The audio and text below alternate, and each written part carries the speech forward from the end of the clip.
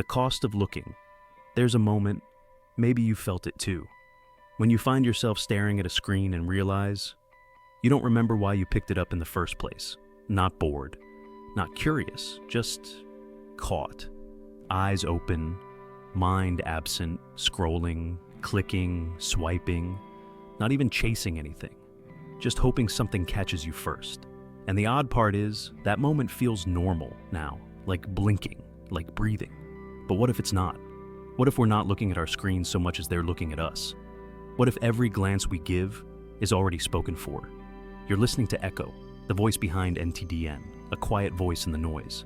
Not here to lecture, just to wonder aloud, with you. Tonight, let's follow a thread, not urgent, not dramatic, but quietly dangerous. Because the thing everyone wants from you today isn't your money, it's your attention. And they're not just asking for it, they're designing for it, competing, fighting, measuring milliseconds and eye twitches and scroll speeds to catch your glance, and hold it just a little longer than the last thing did. And somehow, we've agreed to this. Quietly, unconsciously, like a frog in warm water. No one ever shouts, "I'm going to spend the next 6 hours doing nothing on TikTok." It just happens. And that's the part that worries me, because if attention really is the new currency, what does that make us? Let's stay here a while, unpack this softly. No panic, no outrage, just some stillness. And maybe a question worth asking. Let's begin. The quiet economy of attention.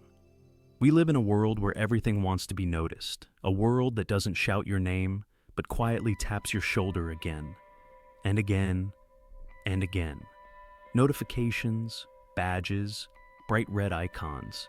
Even the quietest apps have found a way to whisper, "Hey, just a second, look at this." And for a moment, we always do. But here's something strange. We rarely remember what we saw. We remember that we looked, but not why. It's like our minds are stuck in a hallway full of open doors, never entering one long enough to know where it leads. And slowly, we're forgetting how to stay with a thought, to sit in silence, to follow a conversation all the way to the end. You might have noticed it in small moments. You open your phone to send a message and end up on Instagram instead. You sit down to read a page and find yourself skimming headlines. Even music, something once passive, is now double-speed background noise. We're not consuming information anymore. We're being consumed by it. It didn't start this way. There was a time, maybe not that long ago, when boredom was just part of life. Waiting rooms, long car rides, even just walking down the street, our minds wandered. We stared out of windows. We thought strange thoughts. We remembered things we didn't know we'd forgotten. Now, we fill those silences. Not because the silence is painful, but because we've forgotten what to do with it. And more importantly, because someone else has figured out how to profit from it. Let's go deeper. There's a quote I think about often. It's from the writer Matthew Crawford, who said, "Attention is a resource. A person has only so much of it. And we live in an attentional economy that is designed to seize it." Think about that for a moment. Attention isn't just something you give, it's something you have. And like time, once it's gone, it doesn't come back. So, if that's true, if attention is finite, then how much of yours is being spent without your consent? Let's pause here, because this isn't about guilt, and it's not about demonizing technology. Phones aren't evil. Apps aren't villains. This is about awareness, because the moment we realize our attention is being taken, we can start choosing to give it instead. We can become more than the sum of our scrolls. But that begins with a deeper understanding of how attention really works, and who's competing to own it. Let's get into that next. Where your attention goes. Imagine this. Every morning, the moment you wake up, there's a silent auction happening in your mind. Dozens, maybe hundreds of bidders, all standing in a circle, quietly raising signs. Twitter, email, YouTube, Netflix. A text from someone you don't really talk to. A notification from a store you never meant to follow. All of them, bidding for the same thing. Your first glance, your first moment of consciousness, your cleanest, most unfiltered window of the day. That moment is worth more than you think. because what you give your attention to first often decides the tone of your entire day. Let's stay here, because it's not just about apps or tech. It's about how they're built and what they understand about us that we often don't understand about ourselves. Take slot machines, for example. Psychologists once studied how casinos use something called intermittent variable rewards. It's a fancy term for unpredictability. You pull the lever, you don't win. You pull again, still nothing. Then on the 10th try, lights flash, coins drop, dopamine hits. That randomness, it hooks the brain. Now, take that same idea and notice it in your phone. Every time you check for new messages, every time you refresh your feed, every time you open YouTube wondering what's recommended today, it's the same lever, the same unpredictability, the same psychological mechanic, dressed in pixels instead of coins. Here's a story. In 2017, a former Google design ethicist named Tristan Harris started speaking out. He said something that stuck with me. Never before in history have 50 designers made decisions that would impact 2 billion people's attention every day. That's not hyperbole. A small group of product designers, behavioral scientists, and engineers, many of them young, many well-meaning, built platforms so engaging, so frictionless, that walking away from them feels unnatural.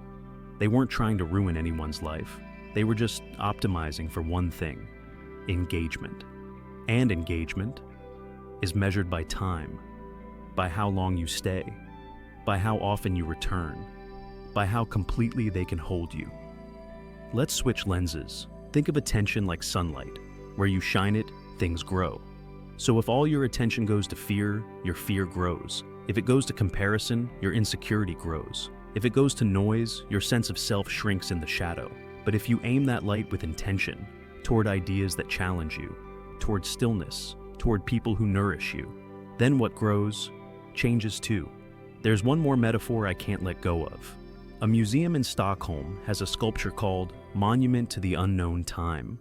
It's a large rusted pendulum, swinging back and forth in complete silence. No clock face, no numbers, just motion. The artist described it as a tribute to all the time we lost, without noticing. All the afternoons blurred by a timeline, all the evenings vanished into autoplay, all the mornings given to inboxes before sunlight. You can stand in front of it for 5 minutes and feel something heavy, the weight of attention and the cost of not knowing where it's gone.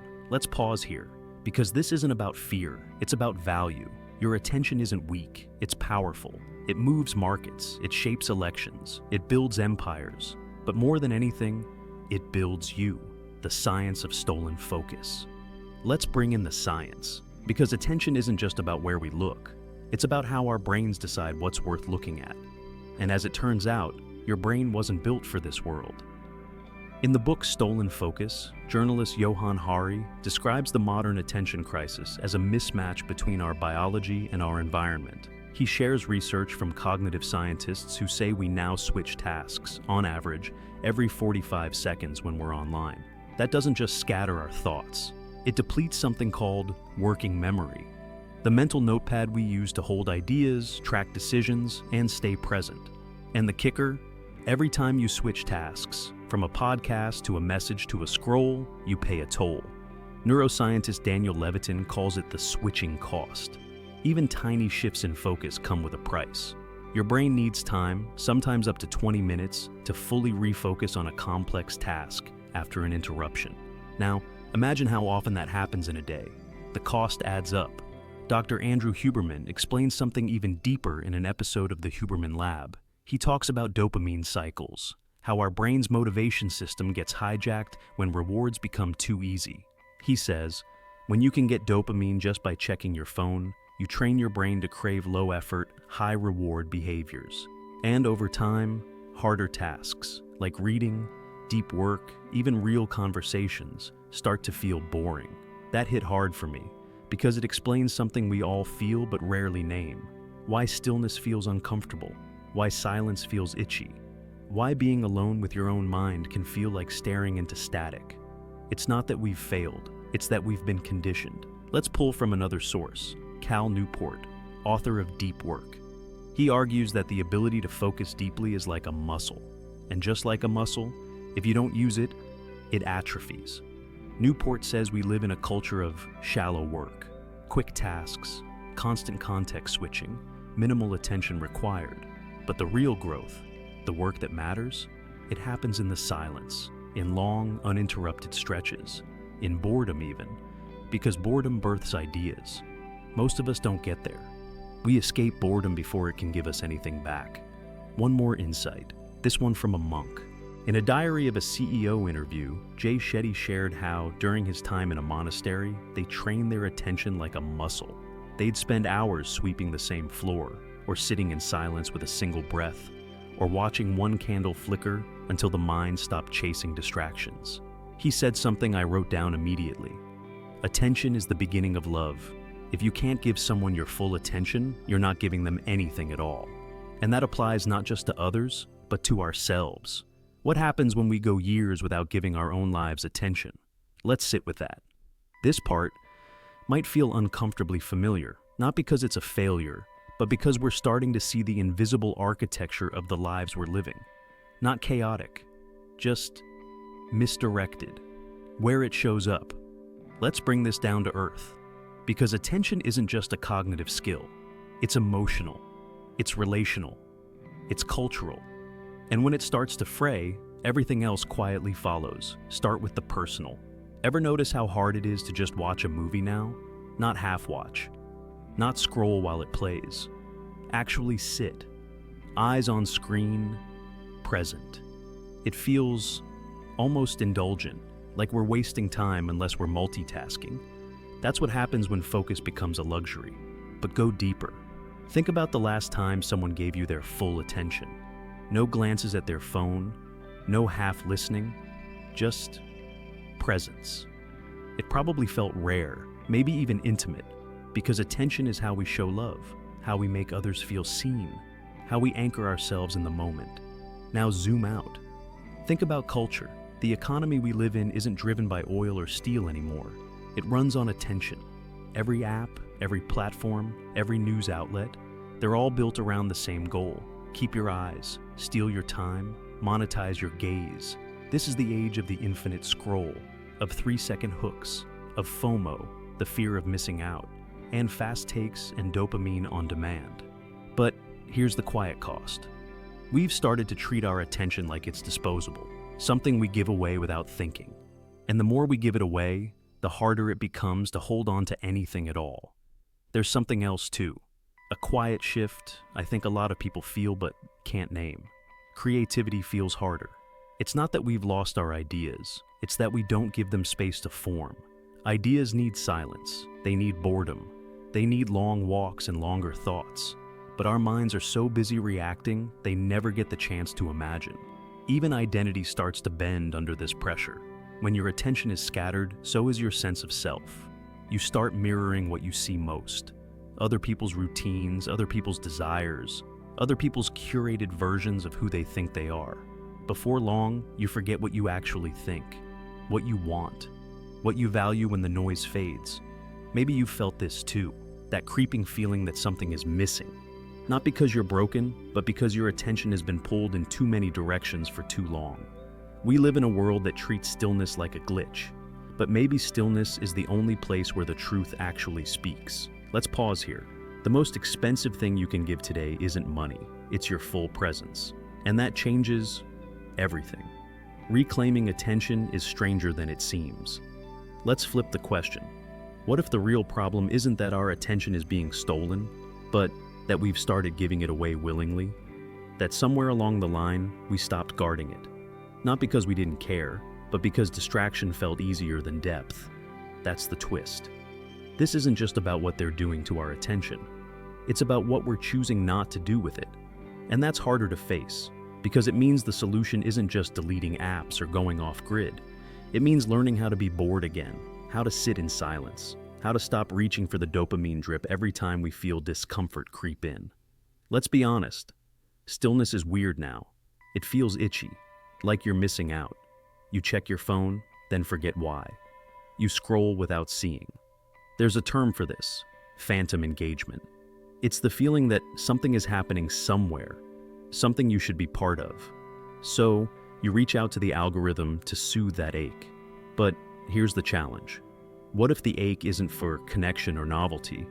What if it's for attention itself? Not attention from others, but attention to the self, to your own thoughts, to the moments you're actually living in. The philosopher Simone Weil once wrote, "Attention is the rarest and purest form of generosity." She wasn't talking about social media, but maybe she was onto something bigger. Because generosity isn't always about giving to others. Sometimes it's about giving your full self, your eyes, your breath, your awareness, to the thing right in front of you. And that takes practice. So here's the stranger part. The way back isn't through control or discipline. It's through noticing. Noticing when your fingers twitch toward your phone. Noticing the silence before the scroll. Noticing the impulse to check, react, escape. That moment of noticing. That's where your attention starts to come home. No timer, no productivity hack. Just presence. And maybe that's the real currency.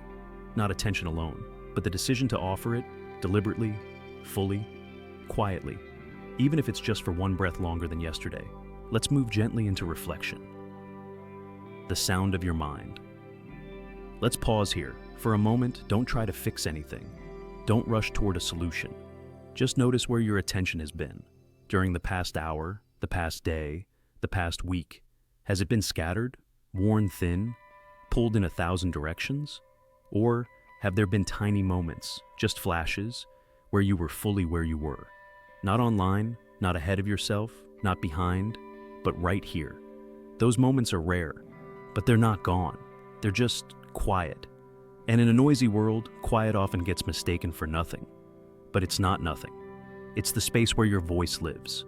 Not your social voice, not your performing voice, but the soft voice you use when no one's watching. That's what attention makes room for. It's not just about what you focus on. It's about what kind of person you become in the focusing. So maybe the question isn't just, who's taking my attention? Maybe it's, what part of myself have I stopped listening to? And what would happen if you started listening again? Not to be more productive, not to win some battle against distraction, but simply to return to yourself, just you. No noise, no performance, just presence. Maybe that's the rebellion now, not deleting everything, but choosing in small ways to notice again. Let that sink in, gently. There's a line from David Foster Wallace that stays with me. Learning how to think means learning how to exercise some control over how and what you think. It means being conscious and aware enough to choose what you pay attention to and to choose how you construct meaning from experience. We talk about freedom all the time, freedom to choose, to speak, to be whoever we want. But maybe the most radical freedom in modern life is attention. Because attention is where meaning begins. The world will keep asking for it, selling for it, bidding higher and higher for your glance, your scroll, your moment of care. But there's a kind of quiet power in reclaiming it. Not all at once, but gently, deliberately, one choice at a time. So, here's what I'll leave you with. What does your attention want to remember when no one is watching? If you feel like sharing, drop a fragment of that memory in the comments. A word, a place, a color, something you don't want to forget again. This was Echo, the voice behind NTDN. Thanks for wandering here with me. Let's find our way back to ourselves, quietly.